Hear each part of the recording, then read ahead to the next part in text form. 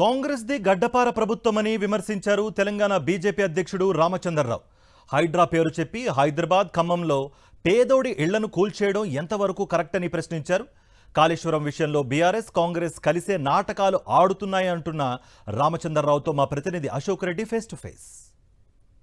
నల్గొండలో జరుగుతున్నటువంటి బీజేపీ ముఖ్య కార్యకర్తల శిక్షణా తరగతులకి బీజేపీ రాష్ట్ర అధ్యక్షుడు రామచంద్రరావు హాజరయ్యారు. ప్రధానంగా చూసుకున్నట్లయితే నిన్న కాళేశ్వరం ప్రాజెక్టుతో సహా ఇరిగేషన్ ప్రాజెక్టులన్నీ బీఆర్ఎస్ చేసినటువంటి అవినీతిలో బీజేపీకి భాగం ఉందని చెప్పేసి కూడా మంత్రులు వ్యాఖ్యానిస్తారు.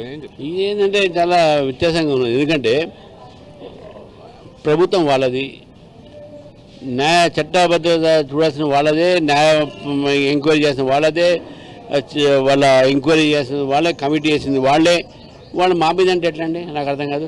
సిబిఐకి ఏమి ఇచ్చారు వాళ్ళు కేవలం నేషనల్ డ్యామ్ సేఫ్టీ అథారిటీ వాళ్ళు ఇచ్చినటువంటి రిపోర్టుని ఈరోజు ఘోష్ కమిటీ ఇచ్చినటువంటి రిపోర్టు మాత్రమే సిబిఐకి ఫార్వర్డ్ చేశారు.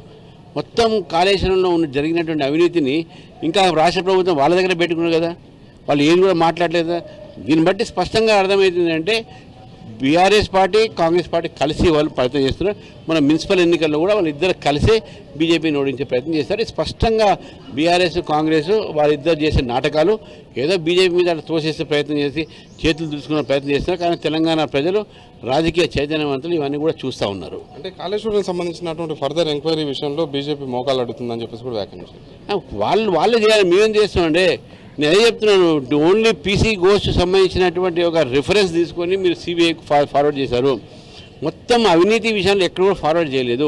మేము ఇప్పుడు కూడా డిమాండ్ చేస్తున్నాము, కాళేశ్వరంలో 1,30,000 కోట్ల రూపాయలు జరిగి ఉండే అవినీతిని ఈ 3 సుందర ఇవన్నీ బ్యారేజెస్ కాకుండా మీరు మొత్తం కాళేశ్వరం డ్యామ్ ఆ ప్రాజెక్టు మొత్తాన్ని కూడా మీరు సిబిఐకి ఒప్పచెప్పండి, అది మీరు డిమాండ్ చేస్తా ఉన్నాం. అంటే మరోవైపు మూసి సుందరీకరణ చేపడుతుంటే బీజేపీ బీఆర్ఎస్ కలిసికట్టుగా అడ్డుకుంటుందని చెప్పేసి కూడా వ్యాఖ్యానిస్తారు. బీఆర్ఎస్ అడ్డుకుంటున్నాం నాకే తెలియదు, కానీ మేమైతే అడ్డుకోవట్లేదు.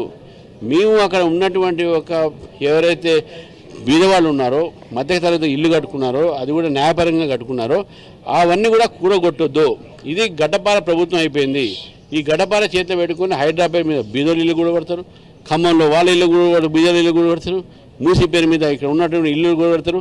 మీరు దాన్ని వ్యతిరేకిస్తున్నాం. మూసీ సుందరీకరణ చేయాల్సిందే, చేయాలి, తప్పకుండా దానికి మేము కోఆపరేట్ చేస్తాం. రైతులు ఎదుర్కొంటున్నటువంటి ఇబ్బందుల్ని వెంటనే తొలగించాలని యాప్ తీసుకొచ్చినటువంటి యాప్ ప్రస్తుతం రైతులకు ఉపయోగం లేకుండా పోయిందని చెప్పేసి చెప్తున్నటువంటి నేపథ్యంలోనే ఆ యాప్ని తొలగించి సఫిషియెంట్గా యూరియాని అందుబాటులోకి తీసుకురావాలంటున్నారు. అదే సమయంలో రైతు భరోసాను కూడా పూర్తి స్థాయిలో రైతులకి అందించాలని చెప్పేసి కూడా రామచంద్రరావు డిమాండ్ చేస్తున్నటువంటి పరిస్థితి ఉంది. ఇప్పుడు శ్రీనివాసరావు, పాషం, అశోక్ రెడ్డి, సాక్షి టీవీ, నల్గొండ.